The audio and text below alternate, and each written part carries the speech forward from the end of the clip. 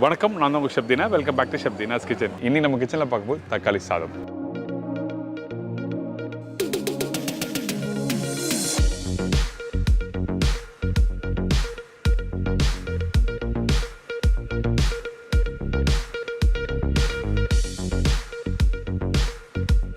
இதோட முட்டைகோஸ் பொரியல்,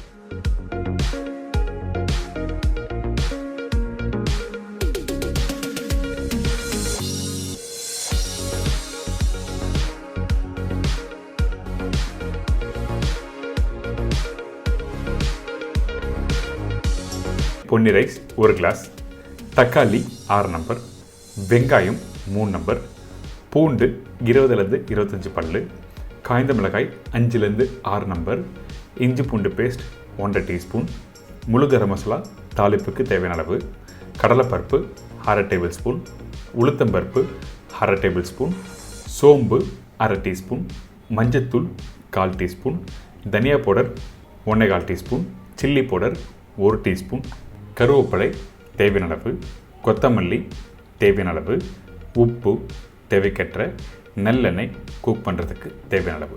இதாங்க தக்காளி சாதத்துக்கு தேவையான பொருட்கள். இந்த அரிசியை இந்த பவுலில் போட்ட பிறகு நல்லா ஊற வச்சு வாஷ் பண்ணி அதுக்கப்புறம் நல்லா வேக வைக்க போகிறோம். பொன்னி ரைஸ், பச்சை அரிசி இந்த மாதிரினா ஊற வச்சு வாஷ் பண்ணலாம். இதுவே பாஸ்மதி ரைஸாக இருந்ததுன்னா ஃபஸ்ட்டு வாஷ் பண்ணிவிட்டு அதுக்கப்புறம் ஊற வைக்கணும்.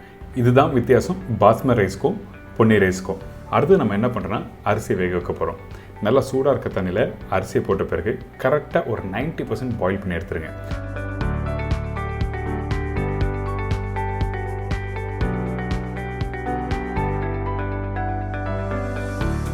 எப்போவுமே வெரைட்டி ரைஸ் குக் பண்ணும்போது ஒரு 10% முன்னாடி எடுத்துக்கணும். ஏன் கேட்டிங்கன்னா அப்போ தான் அந்த மசாலாவை போட்டு மிக்ஸ் பண்ணுறதுக்கு ரைஸ் கரெக்டாக ஒத்து வரும். அதனால் 90% அளவுக்கு பாயில் பண்ணி எடுத்துருங்க. வெல்டனாக குக் பண்ணக்கூடாது, அதே டைமில் அன்குக் பண்ணக்கூடாது. கரெக்டாக 90% எடுத்திங்கன்னா உங்களுக்கு கரெக்டாக இருக்கும். இதுக்கு பிறகு இந்த மாதிரி ட்ரே எடுத்துக்கங்க. நல்லா வடிகட்ட அந்த அரிசியை எடுத்து பெரிய ட்ரேயில் போட்டு அந்த அரிசியை கொஞ்சம் லைட்டாக சூடு ஆறணும். ஏன் கேட்டிங்கன்னா ஒன்றோட ஒன்று ஒட்டாமல் உதிரியாக வர்றதுக்காக இந்த மாதிரி ட்ரேயில் போடுறோம். அடுத்தது இந்த தக்காளி தொக்கு எப்படி ரெடி பண்ணுறது பார்த்துடலாம். ஃபஸ்ட்டு கொஞ்சம் தேவையான எண்ணெய் ஊற்றிருக்கேன். எண்ணெய் கொஞ்சம் தாராளமாக ஊற்றலாம். ஏன் கேட்டிங்கன்னா வெங்காயம் நல்லா வதங்கிறதுக்கு எண்ணெய் கொஞ்சம் அதிகமாக வேணும். சோம்பு, பட்டை, லவங்கம், ஏலக்காய், பிரிஞ்சி இலை, கடலைப்பருப்பு, உளுத்தம்பருப்பு, பூண்டு, காஞ்ச மிளகாய், வெங்காயம்.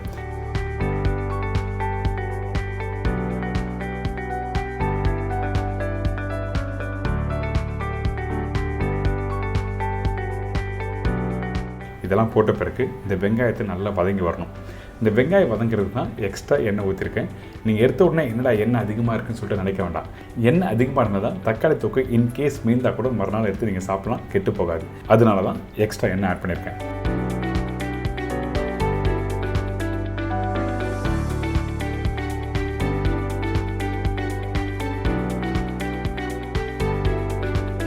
இப்போது இந்த வெங்காயம் கொஞ்சம் லைட்டாக அந்த கோல்டன் ப்ரௌன் வதங்கி வர டைமில் இஞ்சி பூண்டு பேஸ்ட் போடுறோம். வெங்காயம் பார்த்தீங்களா இந்த மாதிரி கொஞ்சம் லைட்டாக வதங்கி வரணும். அதே டைமில் அந்த கடலைப்பருப்பு, உளுத்தம் பருப்பும் கலர் மாறி இருக்கும். இதுக்கு பிறகு தான் இஞ்சி பூண்டு பேஸ்ட் போட்டிருக்கேன். இந்த இஞ்சி பூண்டு பேஸ்ட்டு போட்ட பிறகு நல்லா வதக்குங்க. ஏன் கேட்டிங்கன்னா முக்கியமான இன்க்ரீடியன்ஸை பார்த்தீங்கன்னா இந்த இஞ்சி பூண்டு பேஸ்ட் தான். எந்த அளவுக்கு இஞ்சி பூண்டு பேஸ்ட்டு போட்டு வதக்குறீங்களோ அந்த வாசனை நல்லா சூப்பராக எடுத்து கொடுக்கும். அதனால தான் நிறைய பேருக்கு வந்து அந்த மசாலா ஸ்டைலில் வர இந்த தக்காளி தொக்கு எல்லாருக்கும் பிடிக்கும். இதுக்கு பிறகு பழமாக உள்ள தக்காளி கட் பண்ணி போட்டிருக்கேன். உப்பு, மஞ்சத்தூள், மிளகாய் பவுடர், தனியா பவுடர். நான் சொன்ன ரேஷியோவில் கரெக்டாக போடுங்க. 6 தக்காளிக்கு நான் சொன்ன மெஷர்மெண்ட் கரெக்டாக இருக்கும். இதெல்லாம் போட்ட பிறகு இதை அப்படியே 2 நிமிஷம் நல்லா வதக்குங்க.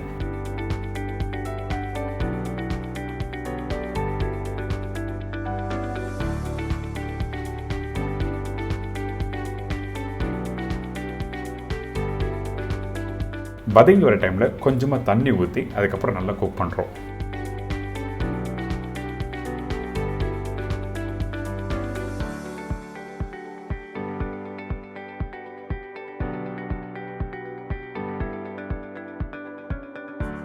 இதுக்கு பிறகு இந்த மசாலா வேகிறதுக்கு குறைஞ்சபட்சம் ஒரு 15லேருந்து 20 நிமிஷம் டைம் எடுக்கும். அப்போ தான் குக் பண்ண அந்த வெங்காயம் தக்காளி நல்லா மேஷ் ஆகி அதுக்கப்புறம் இந்த மசாலாவோட நல்லா மிக்ஸ் ஆகிருக்கும். இப்போ இந்த மாதிரி டெக்ஸ்டர் வந்திருக்கா, இதை திருப்பி நல்லா குக் பண்ணணும். குக் பண்ணும்போது நல்லா கெட்டியாக ட்ரை ஆகணும். அதுக்கு பிறகு தான் ரைஸ் போடணும். இந்த ஸ்டேஜில் நீங்கள் போட்டினா ரைஸ் என்ன கேட்டிங்கன்னா உங்களுக்கு அந்த மசாலா கரெக்டாக ஒட்டாது. அதனால தான் தக்காளி தொக்கு நல்லா கெட்டியாக ஆகணும். இந்த மாதிரி இப்போ தக்காளி தொக்கு ரெடி ஆகிடுச்சு. இதை வச்சு நீங்கள் மார்னிங் பிரேக்ஃபாஸ்ட்டுக்கு இட்லி தோசை தொட்டு சாப்பிட்லாம். அதே டைமில் ரைஸ் எப்படி மிக்ஸ் பண்ணுறது பார்ப்போம். ஏற்கனவே குக் பண்ணி வச்சுருக்கேன் அந்த அரிசியும் போட்டிருக்கோம். கொஞ்சம் கொத்தமல்லி நல்லெண்ணெய் போட்டு அப்படி நல்லா மிக்ஸ் பண்ணுறோம்.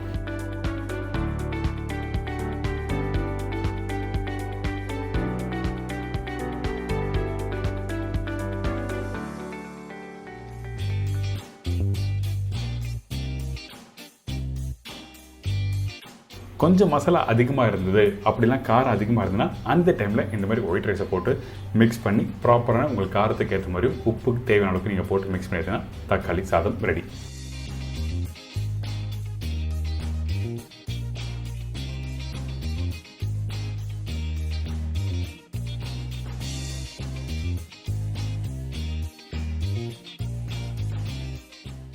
இதை தொடர்ந்து கேபேஜ் பொரியலுக்கு தேவையான பொருட்கள்: முட்டைகோஸ் 1/4 கிலோ, பாசிப்பருப்பு 3 டேபிள் ஸ்பூன், உளுத்தம்பருப்பு 1 டேபிள் ஸ்பூன், கடலைப்பருப்பு 1 டேபிள் ஸ்பூன், தேங்காய் 3 பத்தை, வெங்காயம் 1, காய்ந்த மிளகாய் தாளிப்புக்கு தேவையான அளவு, பச்சை மிளகாய் 1, பெருங்காயம் 1/4 டீஸ்பூன், மஞ்சத்தூள் சிறிதளவு, கருவேப்பிலை சிறிதளவு, கொத்தமல்லி தேவையான அளவு, கடுகு 1/4 டீஸ்பூன், உப்பு தேவைக்கேற்ற ஆயில் குக் பண்ணுறதுக்கு தேவையான அளவு. இதாங்க கேபேஜ் பொரியலுக்கு தேவையான பொருட்கள். இப்போ நம்ம பார்க்க போது கேபேஜ் பொரியல். நார்மலாக வீட்டில் என்ன பண்ணுவீங்க, கேபேஜை நல்லா பொடிசாக கட் பண்ணிவிட்டு அதுக்கப்புறம் அப்படியே டேரெக்டாக வதக்குவீங்க. அந்த மாதிரி பண்ணும்போது கலர் போயிடும்ல. இப்போ நம்ம என்ன பண்ண போகிறோம் கேட்டிங்கன்னா, இந்த மாதிரி கொதிக்கிற தண்ணியில் கொஞ்சமாக உப்பு போட்டிருக்கேன். அதுக்கு பிறகு பொடிசாக கட் பண்ணி வச்சுருக்கேன் இந்த கேபேஜை போடுறோம். இந்த கோஸை நீங்கள் கட் பண்ணும்போது நல்லா ஈவனாக கட் பண்ணி போடுங்க.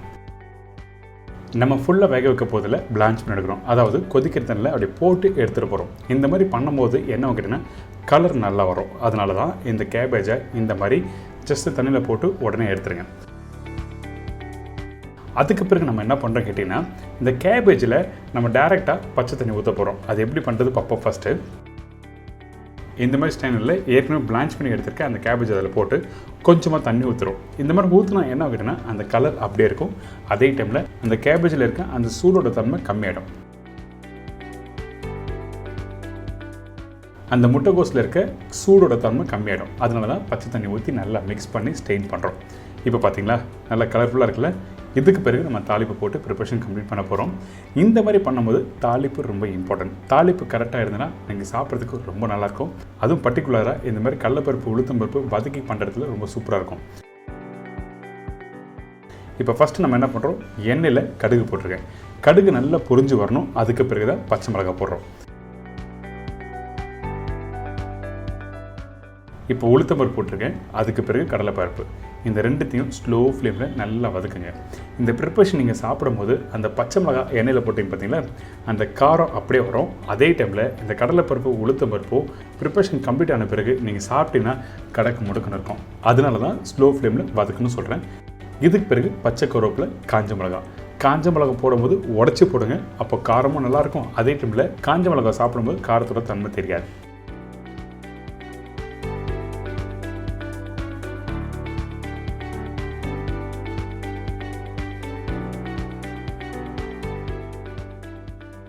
இப்போது கொஞ்சம் மஞ்சத்தூள் போட்டிருக்கேன். மஞ்சத்தூள் போட்ட பிறகு உடனே வெங்காயம் போட்டுருங்க. மஞ்சத்தூள் அதிகமான குவான்டிட்டி வேணால் கொஞ்சமாக போட்டால் போதும். இதுக்கு பிறகு வெங்காயத்தை ஒரு 2 நிமிஷம் வதக்குங்க.